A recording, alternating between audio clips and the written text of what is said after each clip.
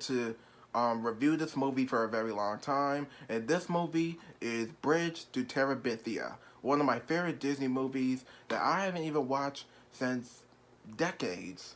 It's been years, or yeah, it's probably been 13 years since the movie came out. So anyway, Bridge to Terabithia was directed by Gabor, whatever his first name is. Well, I'm gonna say Gabor. This movie was directed by Gabor Supo or Suppo, whatever his last name is or whatever. This movie came out in 2000. This movie came out February 2007.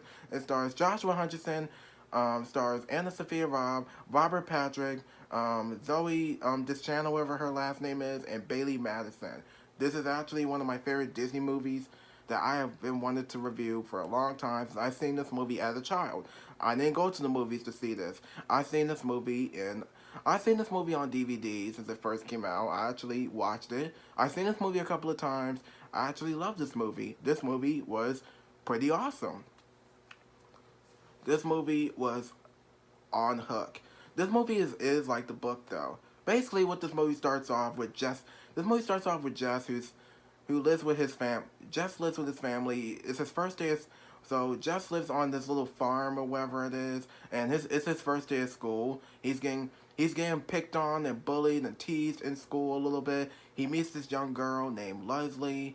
Yeah, he meets this young girl named Leslie. He's played by Anna Sophia Robb, and they started creating their friendship together after school. They started whenever they come home from school, they escape into they escape into the woods to because all these creatures that Jesse draws, because Jess can actually draw these little creatures that actually did come to life, and actually they did come to life, and they're trying to whenever they go in the forest all by themselves without being eaten by bears or whatever it is, they actually have something in their mind, and they call this place Terabithia. This is actually one of my favorite Disney movies. I haven't even seen this movie since it first came out. The last time I seen this was on DVD. I was in elementary school when this movie first came out in theaters. I don't remember what grade I was in. I was probably in second grade, third grade, I guess. Maybe, I don't know. Maybe I was probably mostly in second grade when this movie came out in theaters. But what I love about this movie is this movie is the best. I love this movie so much. This is actually one of my favorite Disney movies. Hold on a second. Sorry. So this is actually one of my favorite Disney movies of all time. Joshua Hutcherson. Wait a second. Hutcherson, yeah. Josh Hutcherson is really good in this movie. He gives an excellent performance this entire film. I feel like he's better in this one than he is in Cesaria, not to disrespect him. He was in this movie probably called Made in Manhattan. Yeah, Made in Manhattan in this movie. He's actually really good in that movie. He was really good in Cesaria, one of my favorite childhood films. It's basically a science fiction film that kind of reminds me of more like Jumanji. Because it does look like a Jumanji movie a little bit, but it's an outer space movie. And Jumanji is just a movie about the jungle. And for him to be in this movie, I feel like this is one of his best performances and best films of all time, including Anna Sophia Robb, who plays the best friend in the film, the only friend in the movie, because they give really good chemistry to each other. I like Anna Sophia Robb. I actually loved her in Charlie and the Chocolate Factory. I liked her and because of when Dexy, I guess, and she's actually really good. She's giving one of her best performances, including like she did give a really excellent performance in this biography, one of my favorite biography films called Soul Surfer, which I'm probably gonna start reviewing that movie hopefully anytime soon. But that's why I'm looking forward to reviewing that movie anyway. Because that movie actually came out in 2011. She was really good in Charlie and the Chocolate Factory, which actually she played Violet Beauregard. She's actually really good in this film a lot more. I think I like her in this one than Charlie and the Chocolate Factory because I think she's giving a really excellent performance this entire movie. She's not yelling and yelling and arguing and arguing. Her character is actually trying to be a kind person because her character is so kind. And we have Robert, and also Leslie has parents. She's the only child with her mother and father, and that's all. If you haven't seen this movie, I don't know if I want to take nothing away because I don't know. Who knows? But anyway, but Robert Patrick, who plays the father, he plays Jess's father. He's losing money. He's losing money. He's going through a lot going on. He's actually pretty good. I think I like him in this one than in one of and I don't know. I believe he's probably in Terminator 2, Judgment Day. If he is, comment down below if he is in Terminator 2. It's just that I haven't watched Terminator in so long. I think he's really good in here. I feel like Disney actually did a really good job. And also, this movie is also based off a book by Catherine Patterson, who did the book probably back in the 1970s. And this is actually this is actually this book's best movies. This movie actually does follow the book. It doesn't copy from the book. It just follows the story of the book. And also, Zoe, this channel, if I don't even know her last name that well. I'm still trying to pronounce her last name well. I apologize if I unpronounce her last name. If that's her, I don't even know. She plays Jessie and Leslie's music teacher in the movie. She's actually really good in this movie as well, but we don't really see her a lot, which is fine, because basically this movie concentrates more on Jess and Leslie's relationship, of how they go inside this forest and all these little creatures come to life that Jessie draws. Whenever Jessie draws a creature or something like that, these creatures that live in this forest, because they live in the forest, you don't see them just, it's like watching Transformers, and they came from Cybertron, and they come to Earth, and they meet all human beings. I feel like this movie is kind of like Harry Potter. Whenever I watch this movie or something, this is like watching Harry Potter and the Chronicles of Narnia at the same time. But I feel like this movie is more like Harry Potter mixed with the Chronicles of Narnia, both at the same time. But Harry Potter is more like a dark movie, and for Bridge to Terabithia, not Bridge to Terabithia, what movie I did say, the Chronicles of Narnia is more like a Disney light up film. And also Disney, not just Disney who made this movie, Warner Media who also made this movie. The director actually did a really good job trying to read the book and trying to understand what this movie is actually trying to be about, and trying to follow the book without copying and pasting from the book. You don't see him copying and pasting from the book. He's just trying to get this movie, all the scenes to follow the book. I mean, yeah, follow the book, this entire movie. And one of my favorite things also I love about this movie is the CGI and the special effects between all these little creatures that comes to life from Jesse's sketchbook. And all these little creatures, like there's a like we get a tree that has human feet for no reason at all. We have this little big creature that looks exactly like Janice the bully in the movie. The young actress who plays Janice, who's also really good here, she's a bully in this movie. There's one sequence in the movie where she's just like, "You have $1?" and she blocks the girls' bathroom outside for no reason at all. I'm sitting there like, do you really have to ask for money for, you know what? It's like you're going to Walmart and Target, and you work as a cashier. Girl, get out of the way so that girl can go to the bathroom. And also, Bailey Madison, who plays Maybelle, who plays the little sister in this movie, she's actually pretty good here. But there's one scene in the movie where when she has this little Twinkie snack, and Jess is looking like, "Don't you mess with Janice." And also she runs up to Jess and says, "Janice took my Twinkie," and Jess is all like, "I told you, Maybelle, you could have kept your mouth shut." And I'm sitting there like, see, Jess, I was gonna say the same thing. Like, it's just a Twinkie, and she cries about it. She wants her Twinkie back, and then she didn't get it back. And I'm sitting there like, girl, it's not that big of a deal. All you have to do is just get a new one. It's not that big of a deal. Like, you cry over a snack that your father gave you. It's not that serious. Get another one. Get another Twinkie. You'll be fine.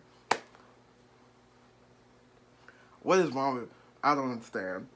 Like, kids, I don't think kids cry over snacks or whatever. Who does that? Apparently, I think some kids do that. No, don't do that. But I actually enjoyed this movie a lot more. There's some really, really good emotion. There's some really good action sequences in this movie. There's some action sequences that's really popular in this movie. There's some creature scenes. There's some a little bit of Harry Potter moment. This is kind of like a little bit like a Harry Potter moment.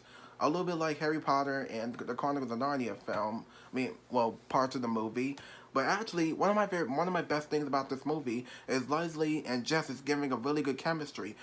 They're not arguing. They're not walking away from each other and saying go away and all that and cussing each other out. No, they weren't doing that. They're actually trying to be best friends because Jesse has one friend, and that person is Leslie, because they're the only two friends that's in this entire movie.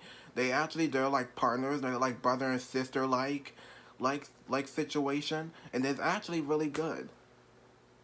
If you have seen this movie, you can actually watch this review because I'm sure some people have seen this movie. If you haven't seen the movie, before you watch this review, watch this movie. Watch the movie before you watch this review. And that's what I'm saying.